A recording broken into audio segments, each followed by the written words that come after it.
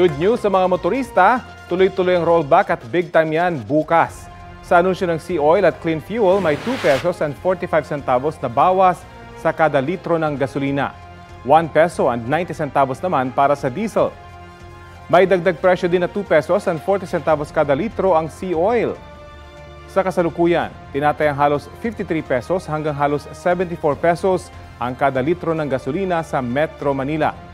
Mahigit 49 hanggang 63 pesos naman ang kada litro ng diesel, habang mahigit 69 hanggang halos 81 pesos ang kerosene. Magsasagawa ng public consultation ang wage boards ng 4 na rehiyon sa bansa para sa posibleng taas sahod ng mga manggagawa. Ayon kay Labor Secretary Bienvenido Laguesma, gagawin iyan ng mga wage board ng Cagayan Valley, Central Luzon, Central Visayas at Soc-Sargen. Ito'y para siguraduhing patas sa lahat ang magiging adjustment sa minimum wage. September 2023 nang aprubahan ang pinakahuling wage order sa 4 na rehiyon. Ayon pa kay Laguesma, magkakaroon din ng public consultations and wage boards sa iba pang rehiyon sa mga susunod na buwan. Exempted na mula sa travel tax ang mga biyahero na magmumula sa international airports at seaports sa Mindanao at Palawan na patungo sa Brunei, Indonesia at Malaysia. Batay yan sa inilabas na kautusan ni Pangulong Bongbong Marcos. Layo nitong palakasin ang economic development sa Mindanao at Palawan. Makukuha ang travel tax exemption certificate sa Tourism Infrastructure and Enterprise Zone Authority o TIEZA. Epektibo ang nasabing tax exemption hanggang June 30, 2028. Nagpakita ng galing sa golf ang dalawang pambato ng bansa sa Paris Olympics. Sa kabila yan, ang aberyang naranasan nila patungkol sa kanilang uniform. Balita hatid ni Mav Gonzalez. Nagtapos sa joint 4th place si Bianca Pagdanganan sa Paris Olympics Golf Finals, ang pinakamataas na ranking ng isang Pilipinong golfer sa Olympics.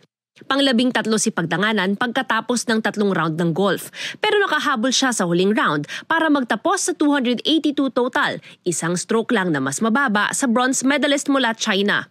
Malaking talon ito mula sa 43rd place niya sa 2020 Tokyo Olympics. Si Dottie Ardina nagtapos sa joint 13th place. Ipinamalas ng dalawang Pinay golfers ang kanilang magandang performance sa gitna ng issue sa kanilang uniforms. Walang official uniform ang dalawa ng lumaban at idinikit lang ng tape ang patch ng Philippine flag sa suot nila batay sa video ni Dottie na viral online. Dikit ulit natin to. Double-sided tape. Diba? Ang saya-saya. Sana all may uniform. Kami lang wala. Diyos ko, ano ba namang klaseng Olympics to? Shout out naman dyan sa mga walang nagbigay. Asa na ba yung uniform namin? Sana napunta. Dadalawa na lang kami dito. 22 na lang na atleta. Kulang-kulang pa. Paliwanag ng National Golf Association of the Philippines o NGAP at ng Philippine Olympic Committee, may nakalaang uniforme para sa golfers mula sa sponsor. May dumating na mga gamit sa Paris pero walang competition gear. Sabi raw ng sponsor sa NGAP na ipit sa logistics provider ang uniforms ng golfers, kaya ang apparel sponsor binilhan sila ng damit sa Paris. Yun nga lang, wala itong Philippine flag o kaya country code. Nagawan daw ito ng paraan ng sponsor. Pero pagdating ng uniforms, isa lang ang nagkasya kay Ardina. Bibilhan daw dapat sila ulit ng sponsor pero nagdesisyon si Ardina na bumili ng sarili nilang damit. Ang Senate Committee on Sports magsasagawa ng review at post-evaluation ng Olympic Games para raw maiwasan na ang mga ganitong pangyayari at mas masuportahan ang mga Pilipinong atleta sa mga susunod na kompetisyon. Sabi ni Committee Chairman Senador Bongo, ramdam niya ang sama ng loob ng mga atleta. Hindi raw niya ito inaasahan, lalo't may dagdag na 30 million pesos na pondo para sa preparasyon ng Paris Olympics delegates. Bukod pa aniya ito sa tig-kalahating milyong financial support kada atleta mula sa Philippine Sports Commission. Mav Gonzalez nagbabalita para sa GMA Integrated News. Bahagya ng bumaba ang presyo ng karneng baboy sa ilang pamilihan dito sa Metro Manila. Gaya sa trabaho market sa Maynila, mula sa dating 350 pesos, nabawasan ng 10 piso ang presyo ng sariwang kasim. Ang liempo na dating 400 pesos, 390 pesos na lang. Ayon sa ilang nagtitinda roon, marami naman ang supply ng sariwang karneng baboy.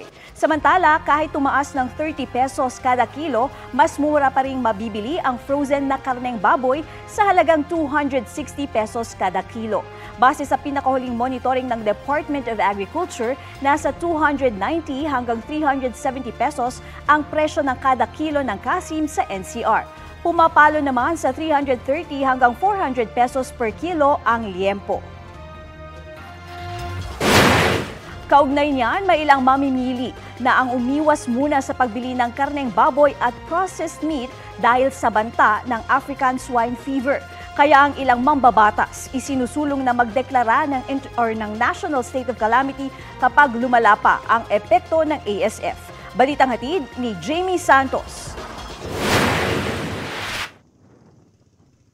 Isinailalim na sa state of calamity ang Lobo, Batangas dahil sa banta ng African Swine Fever o ASF. Ang Department of Agriculture maglalatag na ng checkpoints upang hindi makalabas ang mga infected na baboy. Magsasagawa rin daw sila ng mass testing at lahat ng baboy na magnegatibo sa pagsusuri ilalabas sa Batangas. 6 na bayan naman ng Quezon Province ang apektado ng ASF. Ito ang mga bayan ng San Andres, Lopez, Macalelon, Mauban, Candelaria at Chaong. ASF-free o walang na-monitor na ASF sa Alabat Island, Humalig at Patnanungan, Quezon. Sa Calamba, Laguna, may quarantine checkpoint inspection na rin ang mga baboy sa Barangay Turbina. Sa kabila ng issue ng ASF, ayon sa Philippine Association of Meat Processors Incorporated o PAMPI, wala raw epekto sa kanilang mga produkto ang issue ng ASF. Sa text message na ipinadala sa GMA Integrated News ni Edwin Africa, isa sa mga direktor ng PAMPI, ipinaliwanag niyang galing sa ASF-free areas ang kanilang raw materials. Nagpapatupad din daw sila ng strikto na quality control. Pero nakikita nilang magkakaroon ito ng epekto sa presyo at supply. Ito rin ang nakikitang epekto sa presyo at supply ng Philippine Amalgamated Supermarkets Association o PAG-ASA. Kaya dapat daw tiyakin ng Department of Agriculture na kontrolado ang paggalaw ng presyo ng karneng baboy at mga sliced meat, maging ang pagbiyahe ng mga baboy. Dahil of lockdown, certain daanan na naman, yun ang mahirap kasi kung dinadaan lang ang Batangas, galing ng Bicol or somewhere else, paakyat ng Luzon, they might be subtract. Yan ang problema. Sa gitna ng issue ng ASF at posibleng pagtaas presyo ng mga processed meat, hindi naman daw natatakot bumili at kumain ng baboy ang ilang mamimili. Pwede naman kasi may mga lugar naman na walang ASF. Pipili lang tayo ng mga products ng baboy na bibili natin. Siyempre yung fresh pa din. Tapos iwasan na lang natin muna yung ibang lugar. Pero meron ding iiwas muna raw sa pagbili ng karneng baboy. Hindi na ako kakain ng baboy dahil na dami na ngayon ng nakalat ng sakit na baboy. Jamie Santos, nagbabalita para sa GMA Integrated News.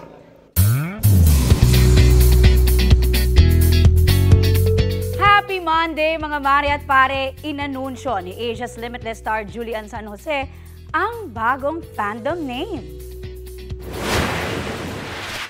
I've decided to go with 3, 2, 1. Drum roll. Jamantes!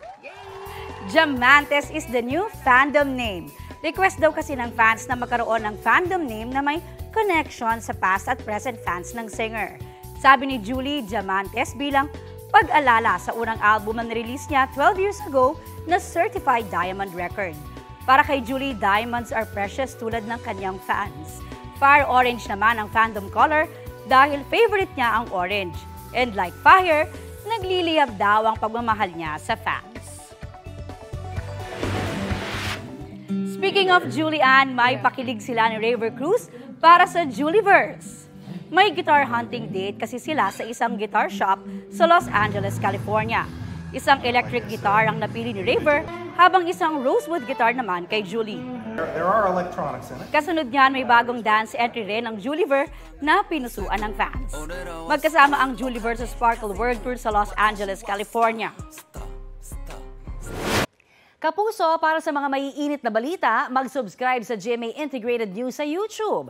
Sa mga kapuso naman abroad, subaybayan nyo kami sa GMA Pinoy TV at sa www.gmanews.tv.